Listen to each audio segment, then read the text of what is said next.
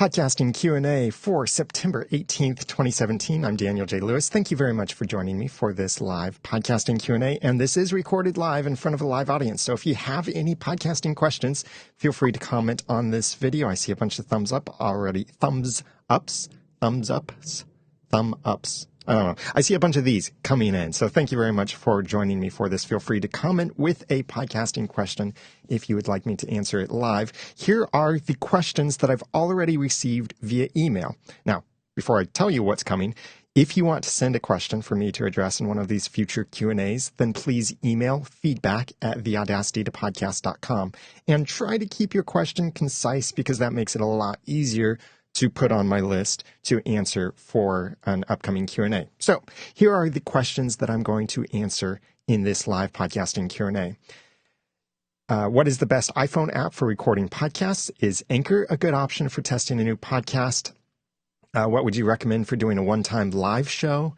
A couple things about getting paid with podcasts, either for a specific episode or maybe hosting a podcast for someone else. And how would you pitch a sponsor for a single episode? So interestingly, several of these are very relevant to each other. So this will provide some useful information, I trust, for you.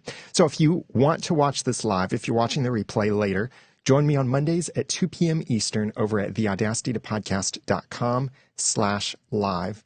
And I would love to help you with your podcast over there, or email me feedback@theaudacitytopodcast.com with a concise question so I can incorporate it into one of these live Q&As in the future. Before I answer these questions, something important you need to know is there is an email going around that, yes, is from Apple Podcasts. This is coming from Chel Torres. And you may see this, you may already have this email, you may receive it in the future. But the email goes as follows.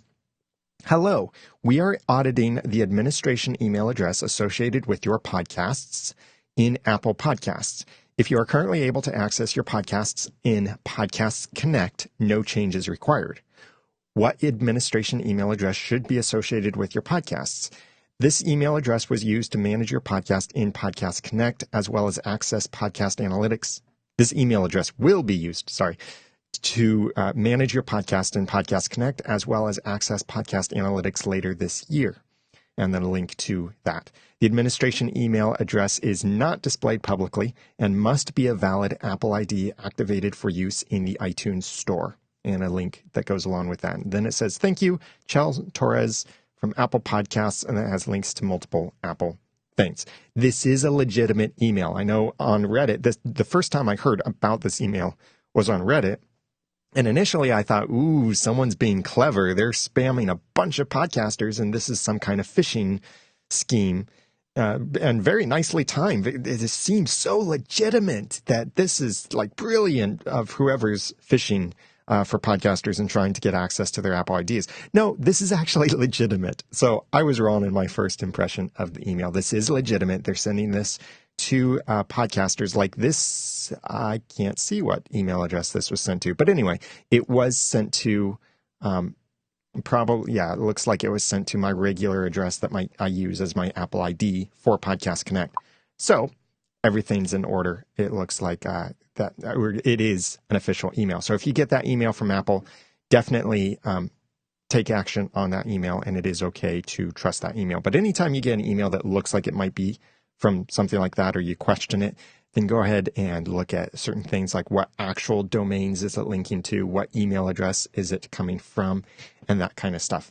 All right, back to the questions that I've received in. James Rush started with the first question. What is the best iPhone app for recording podcasts? Well, it really depends on how you want to record the podcast, because there are multiple apps, and I can't say there's one that's better than all of the others, because each app is really designed with certain uses in mind. So, for example, if you want a plain, simple audio recording app for iPhone, or it could be for iPad as well, but we're talking about iPhone here for James's question. The Road Rec app or the Apogee Meta Recorder app. Both of those are pretty good. I actually like Apogee Meta Recorder a little bit better because it allows you to place markers in your recordings. And I really like that ability. And it's management, how you can change files and jump around and do multiple takes. I like the way that app is designed.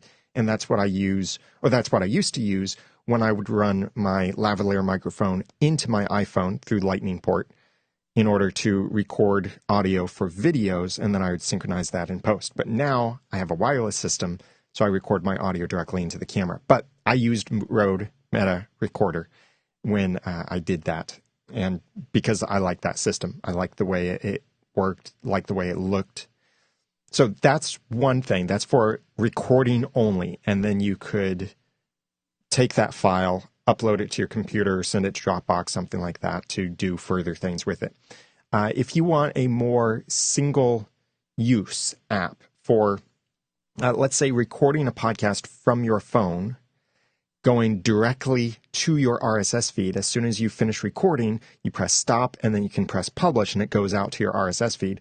Then the best service and app I recommend for that would be Spreaker Studio. And Spreaker is a service. They're a podcast hosting service that you can use. And if you sign up for them, use promo code Noodle, and you'll get your first month for free. But Spreaker will allow you to record on your mobile app, and it publishes directly into the RSS feed that they create for you. Another really good app is BossJock. Now, BossJock is great. Spreaker is good for going directly into your feed, and you can do some cool things with Spreaker, like mix in a couple sound effects and some stuff. BossJock gives you a bit more studio control, where you can have your soundboards, you can duck your microphone, you can do some cool things, and many of these things do have crossover features with the Spreaker Studio app. But BossJock is a standalone app that allows you to live mix your podcast with the assumption that you don't plan to do any kind of editing. But you can still, if you want to later, you could download the file. But then what BossJock can do is upload that file when you're finished to other services like Libsyn or Blueberry or any FTP server, which can then handle your publication from there. So you could still record and publish your podcast completely from your iOS device. For other issues like editing or processing and stuff, the Aphonic app is also good, that it allows you to record, run it through Aphonic servers for processing, and then out to a destination like Blueberry or Libsyn or an FTP server. So there are several apps you could use, and it's really a matter of what features are most important to you, because it's not a matter of what the best app is. It's about what are your needs and what will best serve your needs. So those are the apps that I recommend. And similar to this, Chris asked, is Anchor a good option for testing a new podcast? I'm glad Chris used the word testing in there, because I would say Anchor is not good for anything having to do with actually running a real podcast. Do not put a real podcast on Anchor or make that your sole publishing system, because it's not good for that. For one thing, you get this pre-roll and post-roll that says something like, record it on Anchor, start your own show. And that's annoying. Can't get rid of that. The other thing is Anchor will submit your podcast to Apple for you. Oh, really nice of them, which means then you don't get access to your podcast analytics. Anchor doesn't know how to do a 301 redirect properly for podcasting, or it seems with their customer service, at least. Some of them aren't informed really on how podcasting works. So it's a platform I can't really recommend for an actual podcast. But, Chris, you asked, is it a good option for testing a new podcast? And if you are testing, if you are not doing a real podcast, then Anchor is great for that. Also, if you want to do an audio-based social network, kind of like an Instagram or a Snapchat, Anchor is great for that, too. It's a social network that's trying to become a bad podcasting platform. Anchor does also do some interestingly cool things, like you can call a phone number from Anchor and record the phone number, but then it records at phone call quality on both sides, even your side. So, yeah. But for testing a podcast, sure. Works great. If you want to just get something out there just to see how comfortable you are recording, get some people to give you some feedback on your early episodes, sure, it can work great for testing, but not for the real thing. Stacy Simms from Diabetes Connection asked, how would you recommend doing a one-time live show? Would you record audio? We would record audio for future podcast episodes, but live from the event. And this would be an in-person event, like a conference, and there would be hosts and guests in the same location. So, Stacy, what I would recommend is if you are let me back up. The first thing to know is, are you going to be moving around, or are you going to be stationary the whole time? Because if you're moving around, you need something that's extremely lightweight and portable, reliable, durable, and small. If you're able to stay at a consistent station, then you can be a lot more flexible with your setup. So I'll address both of those two things. I do have a couple episodes recently on the Audacity to Podcast about equipment for in-person interviews or remote podcasting. So go back, episodes somewhere around 319, 320, I think, somewhere around there are some of those episodes where I talked about that. For recording, if you're walking around and you're extremely portable or mobile, then what I recommend is something as simple as a Zoom H1. That is a little recorder that's it fits comfortably in the size of your hand. It's very small, runs off a single AA battery, and it has these XY microphones on it that are condenser microphones. But most of what you've heard people say about condenser microphones is probably false. Condenser microphones do not pick up distant background noise more than other microphones. That's a myth and misunderstanding. So the microphones on this can be really good to use as kind of an interview microphone to point it back and forth between you and your guest or your co-host. You have to get good, though, at pointing that microphone back and forth, which can be a little distracting for yourself, maybe, or you might forget. Like, I've done this before, too. I've held the microphone, I've asked a question, and the other person started answering the question, and I'm still holding the microphone pointed at me. That's where there are other methods that you could use, like the Electro Voice RE50 in/D-L. Really long, complicated name, I know, but it's the RE50 with the I can't say the word right now. It's with the special magnets that makes it more sensitive, and it has a long handle. That's an omnidirectional microphone. So is the Rode Reporter handheld interview mic. They're omnidirectional, so they're more forgiving if you're not pointing it directly at the person who's speaking. You'll still get the best results if you point it back and forth, but it's a little more forgiving in case you don't. And then with that, though, you're still having to generally point it back and forth, and that can go into a recorder. Here's the thing I really recommend. Go back and listen to episode 319. That's what it was. I think it was the audacitypodcast.com/event gear. That was probably it. But the episode title is Best Podcasting Gear for Event Interviews. I really recommend you go listen to that, because that's where I talk about some of these things about doing interviews and in-person event stuff. The other episode that I recommend you listen to is episode 317, 3 options for minimal and portable podcasting gear. The reason I recommend that episode as well is for that other scenario where maybe you're not walking around interviewing people. Maybe you're stationary, you have a desk or a booth or something like that, and people are coming to you for recording your podcast. In that case, what I recommend is that you get enough microphones for all of the participants. So if it's only going to be you and one guest, then all you need is 2 microphones. If it's you and a co-host and a guest, then you need 3 microphones. So plan it that way.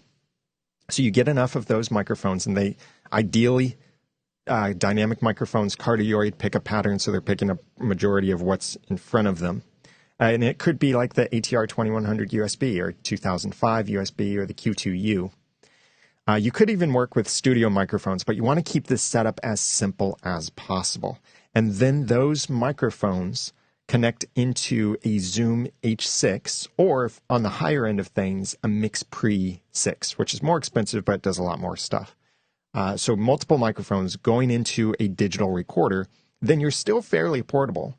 And it can even be completely battery operated, but I recommend you bring plenty of batteries just in case you run out of power, or plug it into a power source so you don't have to worry about running out of battery power. But then it could be as simple as your Zoom H6 with the XLR cables going to the microphones, your separate microphones, and then little stands with each of those microphones.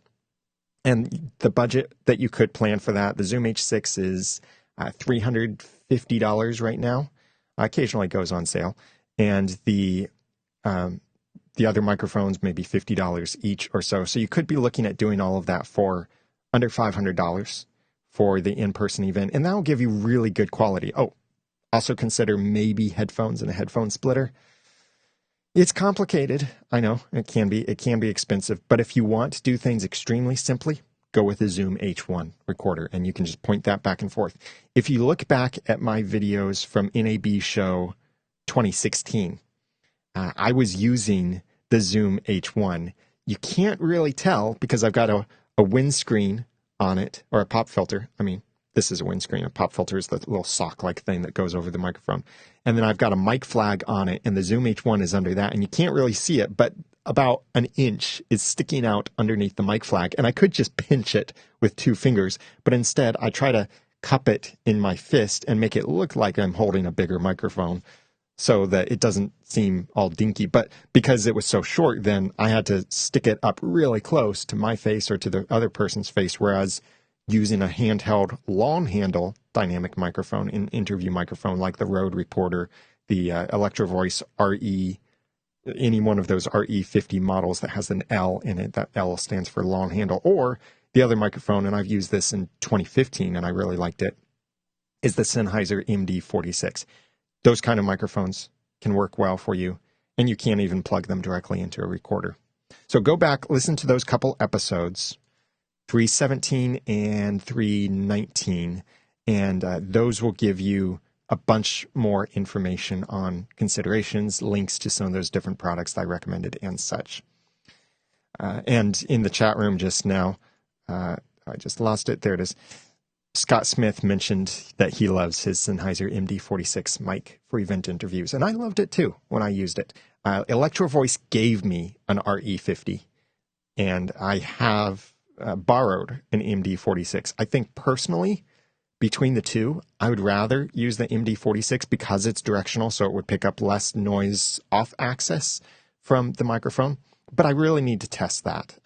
If you're in a noisy environment where noise is everywhere, I'm not so sure the pickup pattern would matter that much, at least for that distant ambient noise. I want to do some more tests on that, but we'll find out later. Moving on, Alex said in his question, he said, I've been asked to be the Spanish-speaking host of a 30-minute weekly interview format podcast. I do not know how much to charge. Any reference? I will be doing also the recording, editing, adding IV3 tags, and posting in Libsyn and YouTube and the show notes. So it really matters. Let me back up. What you need to figure out is how much time that would take you. How much is your time worth? Look also at how much is this worth to the company that you would be working with. And is it in your area of expertise? Is it something you actually want to do? So these are all things to think about. And what I really recommend that you check out is a book. I'm double checking the name of the book. This is by a couple friends of mine. Yeah, this is by Steve Lubitkin and Donna Papas. I'm not going to try and pronounce it. These are by my friends Steve and Donna. It's the book, The Business of Podcasting, How to Take Your Podcasting Passion from the Personal to the Professional. The reason I recommend this book is because it talks about a lot of this stuff. What do you charge? It helps walk you through how to charge for your podcast if you're looking for sponsors or if you are looking to be paid to host a podcast for someone else. So The Business of Podcasting, it's $10 on Amazon.com. I'm not sure what your Amazon local store would be, but you can also get the book if you have Kindle Unlimited. The book is free to read on Kindle Unlimited. So that's the business of podcasting. And they probably have a website too. The business, I'm not going to look it up right now, but the business of podcasting, good book for learning more about that question. And this could also help for the next question I've received, which is from Timothy DeBlock. He said, how do I handle marketing companies reaching out to me, pitching episode ideas? I run an interview-based podcast series. Recently, I've started to see more requests from marketing companies pitching guests for my shows. Sponsorship money has come up in at least one request. Doing a sponsored episode is not out of the question for me. How do I handle that, though? What kind of money should I ask for? What do I have to worry about regarding things like taxes? And what other things should I consider? So, big question here. First, I'll work this question kind of backwards. What things should you consider? And questions about taxes. Disclaimer, I am not a tax professional. I'm not a CPA. I'm not a lawyer. I recommend that you seek the help of a financial and legal professional. But here's the general advice. If you make income, you need to report that on your taxes. If you don't have your podcast organized as a business, or if it's not part of a business, then that income would probably be reported on whatever line number that is in your tax return that's simply other income. That way you could report it, and as long as you're reporting it, then you're also paying taxes on it, then you're probably safe legally. If your podcast is part of a business and it's running as a business, that's something else. Then you probably already know how to handle that. Or you might even want to consider making your podcast into a business if you're going to get a lot of sponsorships and income from the podcast. But then you also have to show that you're running your podcast like a business. So a lot of people want to make their podcast a business so that they can deduct the expenses of a microphone, of conferences and stuff like that. And it's nice to deduct those from your taxes. But to do so means you also have to report all the income you make, and you have to show that you're running your podcast like a business. And a business cannot lose money year over year, despite what SoundCloud may think. A business has to make money at some point and has to show that it's running like a business. So if you want to be able to deduct stuff, your podcasting stuff, then you should probably also be trying to run your podcast like a business. So then moving on through your questions, also look at that book, The Business of Podcasting, because it can help you figure out some of this stuff as well. Here's my general advice when it comes to when you're being pitched, especially cold calling pitched. First, you have to know whether they're relevant to your audience. And I would say it doesn't matter how much money they're offering you. If they are not relevant to your audience, don't do it. Don't sell yourself out. Don't sell your audience. You are a guardian of your audience. Your audience trusts you to bring content that they want. There's a podcast I watched and kind of continue to see how it's doing on something, but the podcast set out with a particular premise and built an audience on that particular premise. And then years later, significantly changed that premise. Because that podcast wanted to tap into the large audience that they built and didn't want to focus on that original premise, wanted to move on to talking about something else. So they stole from their existing audience already. So the audience ended up revolting, kind of. I see the reviews for the podcast. I check in every now and then because I'm curious, as understanding the market and such and doing some research. I want to see how that's working out for that podcaster. And I see a lot of negative reviews. Generally, people saying, oh, the podcast started out this and it's no longer that. It's completely changed over to something else. I'm unsubscribed. And none of those reviews would exist if the original podcast was retired and then a separate podcast launched to cover that other thing. Because then people might have followed that podcaster to the other podcast. But that's a complete aside. The main point that I'm bringing that up is you are the guardian. You're the curator for quality content for your audience. They trust you to give them what you've essentially promised in the beginning.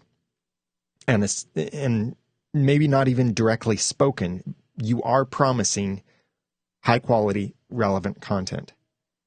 So regardless of what someone is offering to pay you, if it's not relevant, don't do it. And you need to know that if you have a podcast, not an interview podcast, but any kind of podcast, you will get spammed with interview requests. I get it quite often for the Audacity podcast. I don't know what these people are thinking. I don't do interviews. I've done what I would actually call an interview. I only did many years ago. And it didn't really fit with the nature of my show, but I was still learning what my show's unique value actually was at that point. I have had guests on the Audacity podcast, like Gordon Firemark. We did 4 episodes together talking about copyright, trademarks, and other legal issues. Fantastic episodes. He was my guest. I wasn't interviewing him. I was pulling a presentation out of him. I also had Mike and Isabella Russell from Music Radio Creative on an episode of the Audacity podcast. Same thing there. They were my guest presenters. I had their outline in front of me, so I knew where the conversation was going. I was guiding that. They weren't interviewees. It wasn't an interview. So I get pitched quite often, people wanting to be a guest on the Audacity podcast, and they'll say, this person is so-and-so, has this business success and such. And I really, so often I want to troll these people, and I have to work hard not to. But quite often I want to just waste their time and ask questions like, oh, well, tell me what you thought of the last interview I did. Or what makes you think, or what's the relevance? What kind of specific relevant value do you see that your guest has for my show? And they don't do their research. Sorry, they don't. So if you receive an email, you might have to recognize that these people are just spamming a bunch of podcasts that they don't even do research on to know whether the podcast does interviews. But you did say you have an interview show, interview-based podcast series. So that does kind of make you a bigger target. If they're not relevant, though, still, it's their fault for spamming you with irrelevant stuff. If, however, they are relevant and they're offering to sponsor an episode, there's a fine line you need to consider. And this isn't say you should say no, you shouldn't accept the money, or you should. You need to decide this for yourself. Something to consider, Timothy, is the kind of disclaimers, or not disclaimers, disclosures you need to give so people know it's a sponsored episode. But I would even recommend that it's not like they bought their seat into the podcast. If they want to sponsor that episode, then let the episode still be focused on value to your audience, not a giant commercial. But then their sponsorship would be maybe you take a commercial break in the middle of the interview and you talk to your guest about the actual product, service, or whatever it is that they offer, and make it short, maybe a couple minutes. Still trying to provide value through it, but that is a sponsored spot. And you can say at the beginning of the interview, there in the middle, when you do that ad spot, as well as at the end, you can say things like, this episode is actually sponsored by my guest, and we'll talk about what my guest has to offer you in a little bit, but we're going to get into the interview that's packed with good value. See, what I've done there when I say something like that is I set it up that, yes, this is a sponsored episode, so I'm disclosing that. And I'm saying that, yes, my guest has something to sell, but the main reason they're here is the value they provide. So then the next question is probably how much to charge.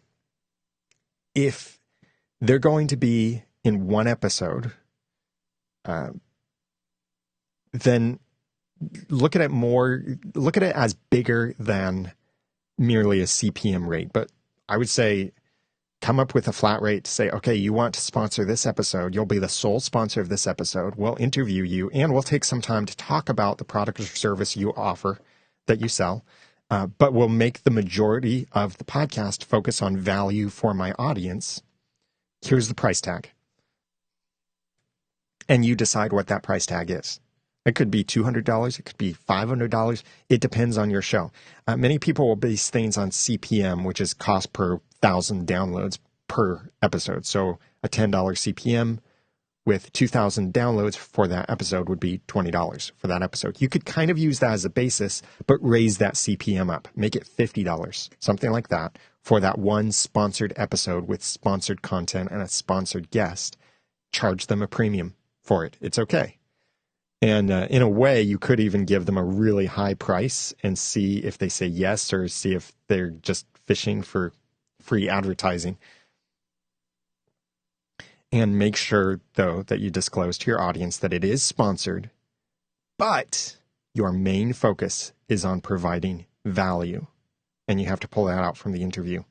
And if you feel like this interview is going badly and it's one giant commercial, then don't be afraid to say to the person you're interviewing to just stop them and say, you know what, I want to provide value for my audience. I feel like the conversation's not going that direction. Can we start this over? Or can we change directions?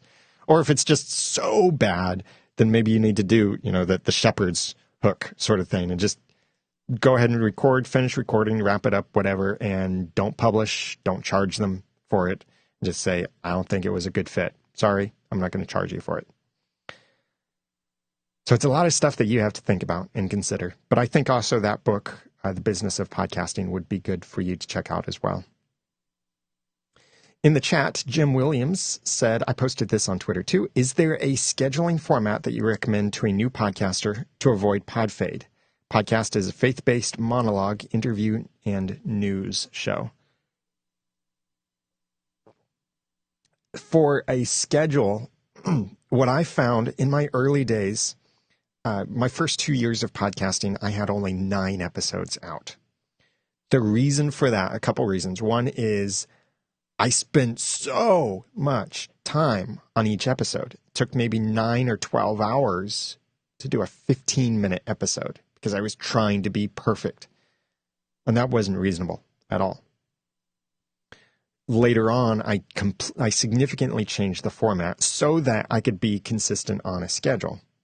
So what I recommend is a schedule that seems to be the easiest for us as podcasters to handle in our own lives and to incorporate into our lives, as well as easiest to build an audience and easiest for the audience to understand, is weekly. Because with a weekly schedule, you can know Monday night, I prepared the episode. Tuesday night, I record. And Wednesday night, I edit. And Thursday night is when I publish. Now, that's an example of a schedule. You could smash all of those together on the same night. You could smash a couple of them together so it's only 2-night workflow. It's up to you, the actual way that you split the schedule up. But weekly, I think, is easy because then you can know every Monday I'm recording an episode. And every Tuesday, that episode needs to be published.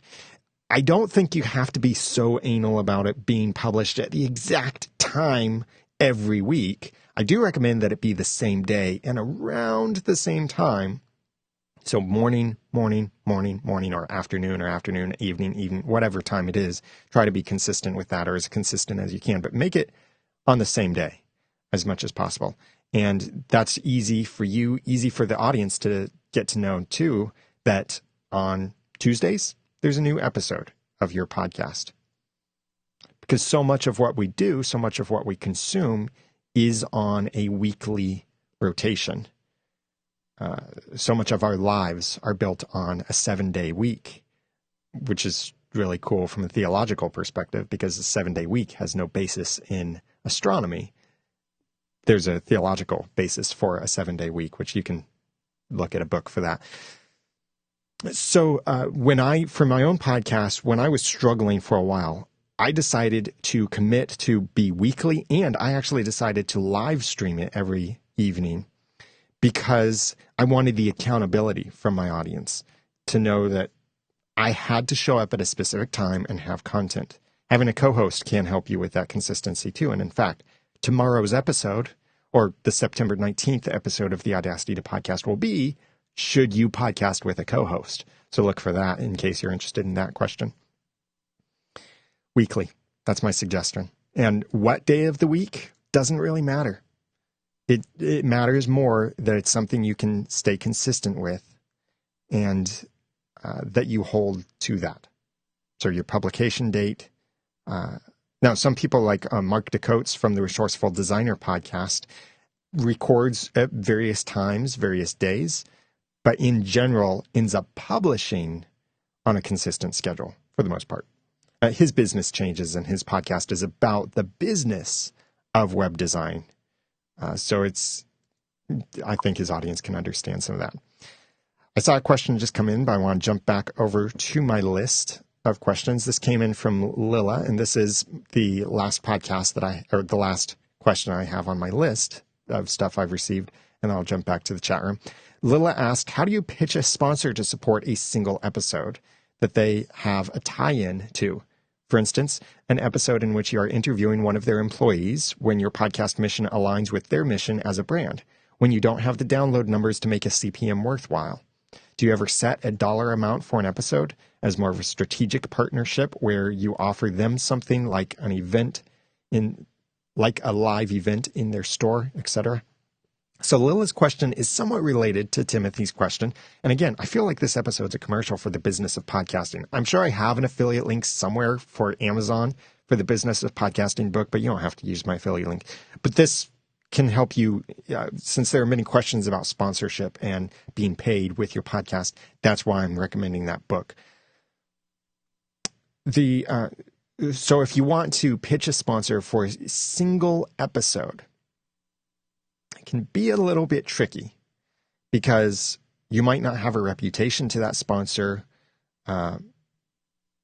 They might not know about podcasts or podcast sponsorship. There can be a lot of things that can make it difficult, and sponsoring a single episode is very difficult for a sponsor to actually see results on. They'll see results better if they sponsor multiple episodes. Nonetheless, sponsoring a single episode, if they have a tie-in, could be useful for them, but it might be more trouble than it's necessarily worth. What you might want to consider instead of a sponsorship is see if they have some kind of affiliate deal that you could work with. So you say, hey, I'm going to do an episode about such and such. Do you have an affiliate program that when I mention your product within the context of this episode, because your product is totally relevant to what I'm going to be talking about, and it's totally relevant to my audience, I think they would be really interested. Do you have some kind of affiliate program? Or would you even be interested in sponsoring the whole episode and give me a link or a promo code or something like that my audience can use? So you can kind of approach them with both ideas, the affiliate option as well as sponsorship option. Now, some funny thing is, I've gotten to know some of the team from SiteGround, and they've gone after me with persistence to test their system, to maybe start recommending SiteGround instead of other web hosting providers. And their persistence paid off because they gave me an account to try out. I ran some tests. I installed some WordPress sites. I did some performance evaluations. I tried some different things. I looked more closely at their technology that they're using and the features that they provide. And I felt that, yeah, this is good. So much better than Bluehost or HostGator. I feel comfortable recommending SiteGround instead of these other companies. So I have an affiliate relationship with them now. theaudacitytopodcast.com/SiteGround if you're interested in moving over to them, if you need shared web hosting. And some people are moved beyond the needs of shared web hosting, so don't think that simply moving one shared web host to another will solve all your problems. It doesn't always do that. But the SiteGround affiliate manager, or my contact over there at SiteGround, has come to me several times wanting to sponsor an episode of the Audacity to Podcast. And my answer is no. Because a couple things. One, I have stuff of my own to sell, as well. But when I hear other people who have their own things to sell promoting someone else's product as a sponsor. It doesn't fit. I just finished listening to the audiobook of Overlap by Sean McCabe, who runs SeanWes.com. Really good audiobook, by the way, and book. It's about like starting a business. It's the name of the book is Overlap, Start a Business While Working a Full-Time Job. And you could also consider that as starting a business while you're already starting a business or already running your own business, overlapping businesses, overlapping pursuits and such. But it's a pretty good book on starting business, basically. But one of the things that he mentioned in there was something I'm trying to remember right now. The joy of live. Oh, that if you are selling someone else's product, it's diluting your branding. Oh, I wish I could find the exact reciprocity. That's it. You're getting rid of, you're killing the reciprocity. Because if you provide great content and sell something yourself, then your audience still has the openness to reciprocate the value you're giving them. If you have a sponsor, then that kind of kills this reciprocity. So it's something to consider. But that's one of the reasons I don't take a sponsor on the Audacity podcast, as well as I've done it in the past a couple times. Like I had Harry's razors. I shave now with a Harry's razor, by the way, because of the result of that sponsorship. And I do pay for my razors now. But I was happy enough with the product that after trying it for the sponsorship, I decided to keep using Harry's razor and be a customer myself. But I designed some content around that. All this, I'm chasing way too many rabbit trails in my thoughts here. All this to say, if it's relevant, if it fits, and if you think you could do a good job, consider either an affiliate or, yeah, you could ask them about sponsoring the straight episode, but maybe you would have better luck with the affiliate, because the nice thing with the affiliate is you get paid if you actually convert customers. Now, if this is a possibility of being a future sponsor, you could talk about like trying an affiliate program as a trial and then see if they would be interested in a full sponsorship later on. In the chat room, Lou said, I want to be on a network. A couple of them have interest in my content and would like it in their network lineup. What are some of the best practices in selecting the network that is a good fit for my podcast? Red Road Radio Show has niche content. Relevance, again, has to be there for a network. So networks have multiple purposes, and I'll do an episode someday about podcast networks, like whether you should join one, whether you should start one, things to consider with podcast networks. But the main benefits to a podcaster about a network are cross-promotion, maybe sponsorship opportunities, maybe some back-end support. Like with my own podcast network, Noodle.mx Network, I host the websites. I manage the websites. Each podcaster is responsible to edit their own shows, publish their own shows and such. But if something breaks on their websites, I fix it. If they need a little bit of help with their podcasts, I can help them with that. We have someone that works on sponsorships for them. And the network does take a portion of that sponsorship money back in return for these things. And there is a little bit of cross-promotion with the podcast as well. But a big problem that I made with my own network is being too diverse. See, on my podcast network, we have 2 productivity podcasts, 1 clean comedy podcast, 2 Christian-focused podcasts, 2 TV show-focused podcasts, 1 podcast about podcasting, and some other podcasts that have gone on hiatus or have retired. So it's so diverse that cross-promotion doesn't really make sense. People who listen to the Audacity podcast are probably not inclined to go listen to our Once Upon a Time TV show fan podcast. Now, people who listen to one TV show fan podcast might be inclined to listen to the other TV show fan podcast, especially since they both have shows that will be airing on the same night in the upcoming season. So the shows have to be relevant with each other. A couple great examples of shows that are relevant are Twit, This Week in Tech. Each one of their shows is something about this week in tech, some niche of tech but it's This Week in Tech. They've got Security Now, I think, still. I don't know what all is in their network, but it's all focused on technology and the latest news in technology. Trek.fm is a network that is all Star Trek universe podcasts. So there are the podcasts about the separate TV shows. There are also podcasts about more niche aspects within a TV show. And it's all extremely relevant. So you listen to one podcast, and it's very likely you might be interested in the other podcasts. Another podcast I recently met, I don't have their card nearby, but it's an archaeology network podcast. And all of their podcasts are about archaeology. That's fantastic. They're relevant to each other. There's also a Horse Radio Network. All of their podcasts are related to horses. So it makes sense for someone to listen to multiple podcasts from that network. That's where the cross-promotion is really easy, and it makes sense to be in the network.